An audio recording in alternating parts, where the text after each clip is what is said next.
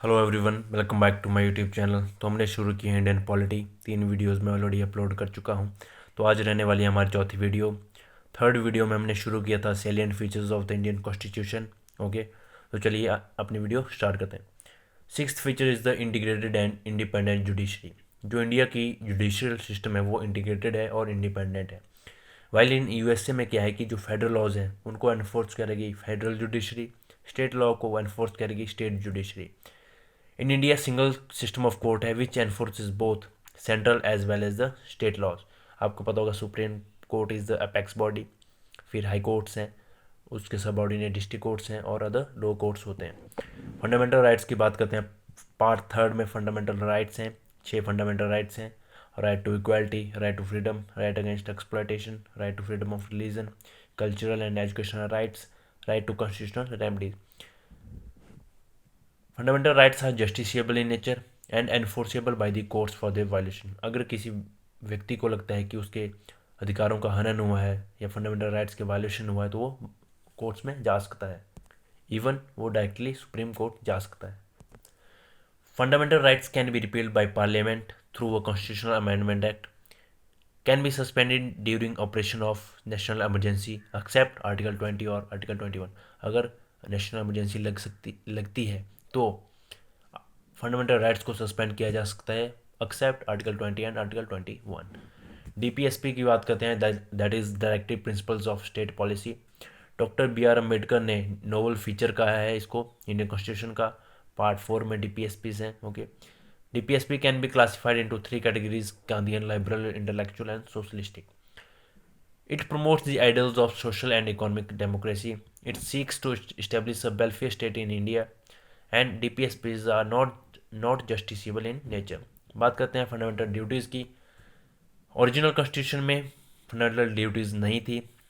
Fundamental duties were added by the 42nd constitutional amendment act of 1976, जिसको mini constitution भी कहते हैं, during the internal emergency, जो कि 75 और 77 तक रही थी। Okay, on the recommendation of Swaran Singh committee. Okay, part 4A में फंडामेंटल ड्यूटीज़ हैं। Under which article? Article 51A में 11 फंडामेंटल ड्यूटीज़ हैं। Again fundamental duties are not justiciable in nature. बात करते हैं इंडिया और secular state. India does not uphold any particular religion as the official religion of Indian state. Term secular was added by the 42nd Amendment 1976, that is mini constitution। बात करते हैं universal adult franchise की।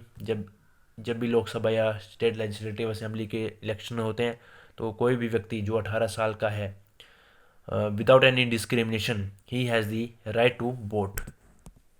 Again important point is here, voting age was reduced to 18 years from 21 years in 1989 by the 61st Constitutional Amendment Act of 1988। Okay, बात करते हैं single citizenship की।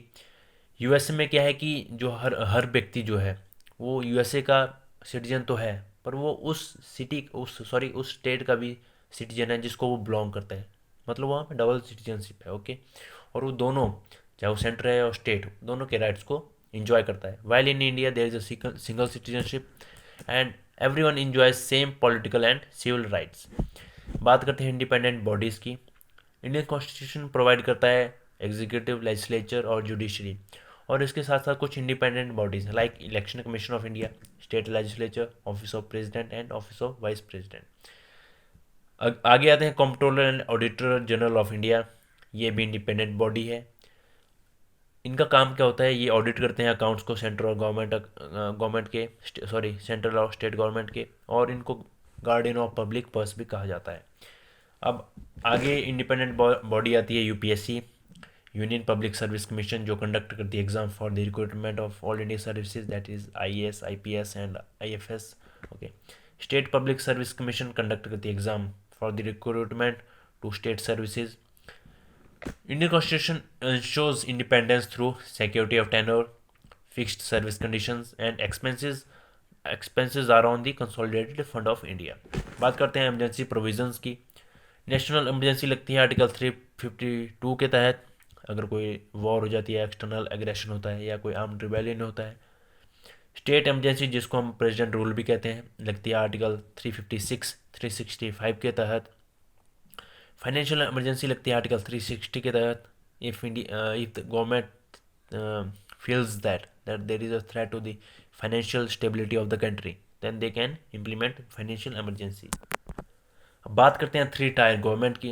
73rd constitutional amendment act of 1992 ने constitutional recognisation दे दी पंचायत को, which are in the part 9। 74th constitutional amendment act of 1942 ने constitutional recognisation दे दी म्यूनसिपैलिटीज को, which is in particle 9A।